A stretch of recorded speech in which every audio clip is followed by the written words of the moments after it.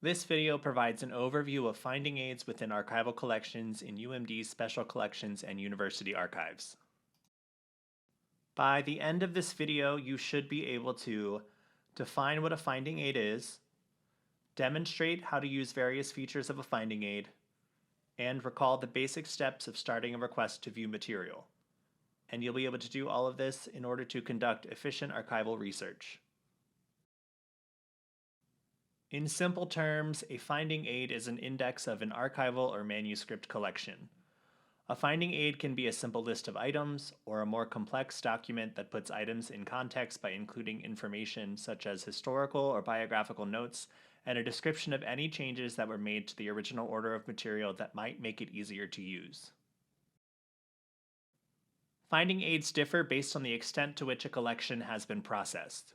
Collections are considered processed after an archivist deeply examines, describes, and organizes the contents. For various reasons, a collection may remain unprocessed, but archivists still provide basic information in the form of an abstract and inventory. The finding aid for a processed collection will include rich information including background, detailed holdings, extents, and related collections. For this video, I'll be using a processed collection just to make it a little bit easier for the viewer to follow along. If you watched our Searching Archival Collections video, you should be familiar with this screen. For an example for this video, I will use the World's Fair collection, which is right at the top of our search results page. And once I click on it, the finding aid for this collection appears on the screen. At the top of each finding aid, you will find the collection name and a collection overview. Below that, you can find the date span and size of the collection, along with other information. Expand the Additional Description tab to learn about the scope of the items within the collection. Sometimes there will be information about relevant history, people, and organizations. The best way to explore the contents of an archival collection is to use the Navigate the Collection panel on the right hand of the screen. To view individual folders or items within a collection, click and hold the grab bar on the left-hand side of the box to expand the viewer. Click on the plus sign next to any of the heading titles to expand the results below. Clicking on a series heading will take you to a page that sometimes contains additional series level information. Collections with finding aids are organized into series and subseries and are usually described at the folder level. Some collections are described down to the individual item level, but this is uncommon for most paper-based collections. When you click on an item, you will see a request button appear in the top right corner of the web page. This button enables you to request an item for use or to begin a digitization request. Once you click the request button, the system will direct you to the box list. At UMD, it is our policy to pull entire boxes. Therefore, we require that you request materials at the box level. There is no ability to request individual folders or items.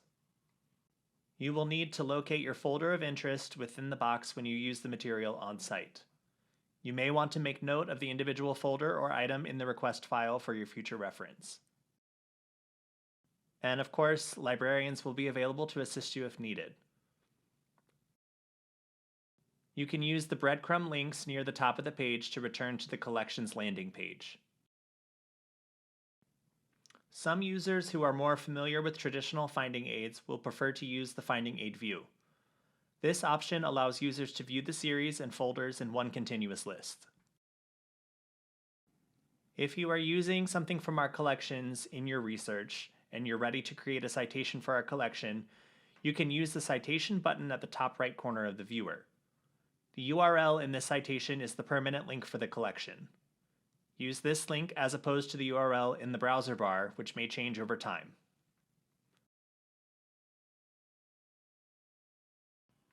As a recap, you should now be able to define what a finding aid is, demonstrate how to use various features of a finding aid, such as the navigation bar and citation tools, and recall the basic steps of starting a request to view material.